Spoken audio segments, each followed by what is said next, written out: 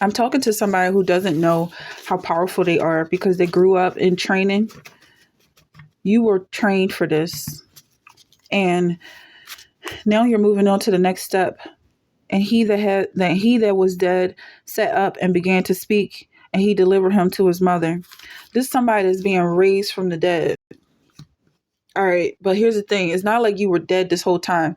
I feel like this is somebody who actually followed Christ to die with him, and now you're rising back up with him. And you don't realize how powerful that is because all you've been doing is following Christ this entire time. And nothing has changed your mind or led you astray from your goal. Even if people think you've been missing out and isolated, this isolation was part of your walk and is part of your journey. People making comments about your behavior have no idea what you're doing. They don't see Christ. Some of them don't even know he exists. Okay, we'll take that card. Wheel of Fortune. Some of them don't know he exists. If they do, they don't believe or they hate him. I feel like they're being led by demons. I feel like they're kind of like addicts on negativity, and they just crave negativity. And if you try and stop that, then they're ready to attack you.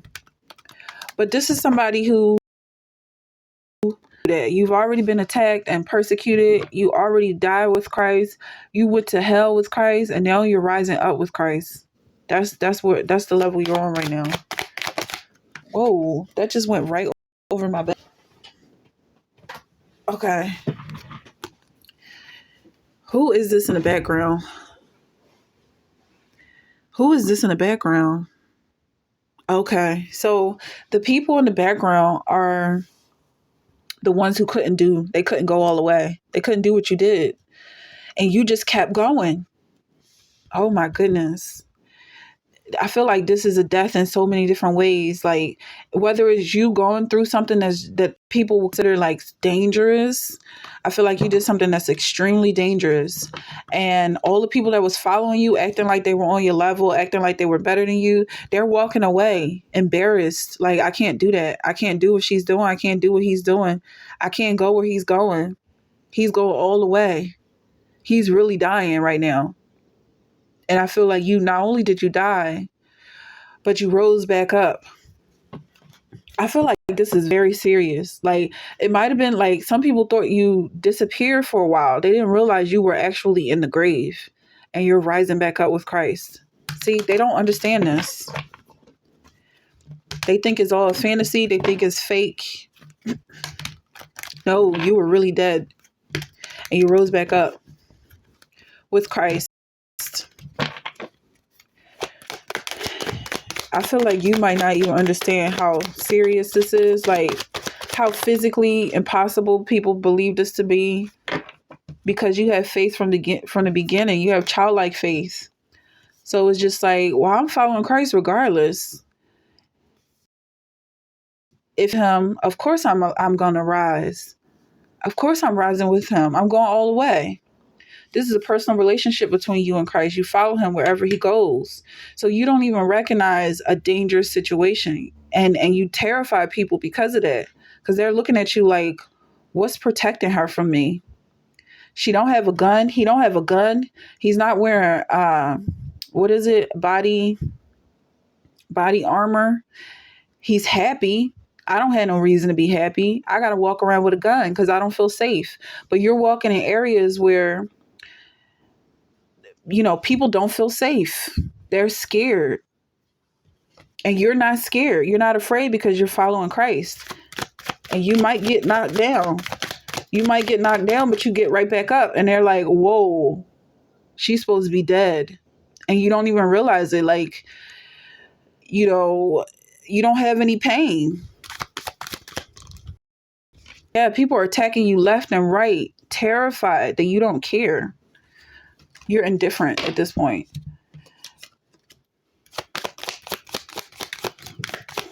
And this is because of everything you went through. It's the journey that you went on that they are afraid to go on. So now you're dealing with people who They are afraid to walk. Now you're dealing with the lamed and the crippled, spiritually crippled. King of Pentacles. Knight. Oh, this is Knight of Pentacles in reverse. So I feel like these people are so unequipped to try and attack you, to even consider attacking you. Reckless, impulsive, depleted. These people are reckless and impulsive. They act on that every whim. What the wind bounces their neurons around their brains, and they just make decisions based off of that feeling. They're the ones in danger, and that's why they're afraid.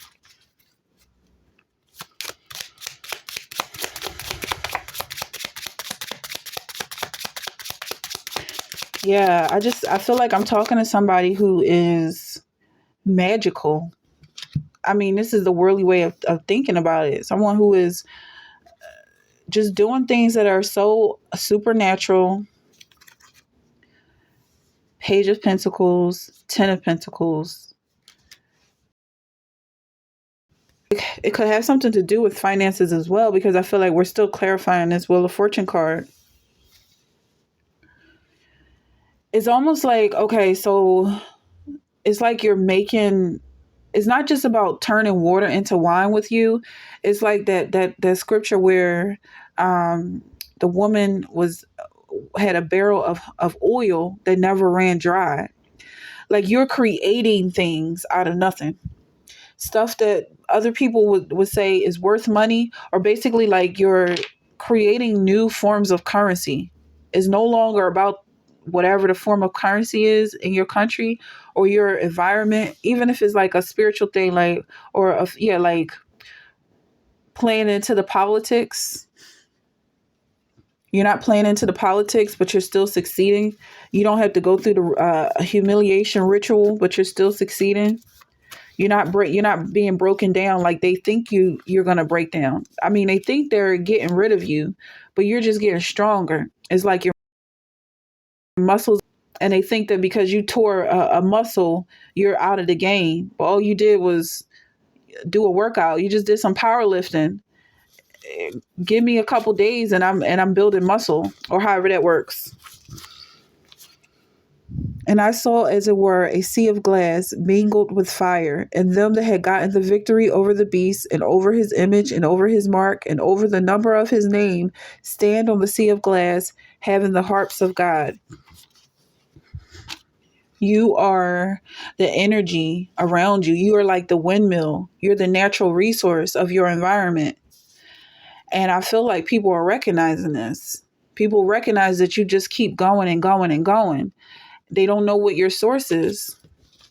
They see you as being like an orb, like a sun just sitting in the middle of the sky. They don't understand gravity. They don't understand science. I mean, we don't, no one really understands why the sun is just sitting in the sky, but I feel like that's what was happening with you, and people who are observing you, they just don't understand how it works. But at the end of the day, they know they need you. Like, that much is clear. If you were to leave, it would devastate the whole ecosystem. Maybe you don't realize hanging up there what's going on. Hanging, I mean, if that's even the right word. They that trust in their wealth and boast themselves in the multitude of their riches, none of them can by any means redeem his brother, nor give to God a ransom for him. People are trying to stop you from doing what you're doing. And maybe they have good intentions. I doubt it, because they worship Satan. So I feel like really it's based on jealousy. They don't want to see you shining and people needing you and loving you and appreciating you. Some people even worshiping you, the spirit in you and Christ in you. But I feel like they're trying to stop you, and they want you to be afraid and be worried and confused and feel like they have more to offer you than this journey you're going on. Okay.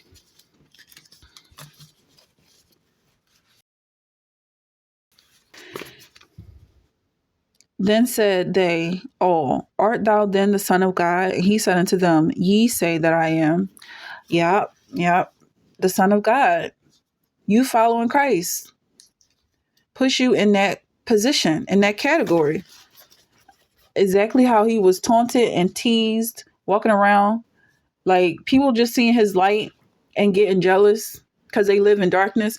But I feel like you know the darkness that they live in.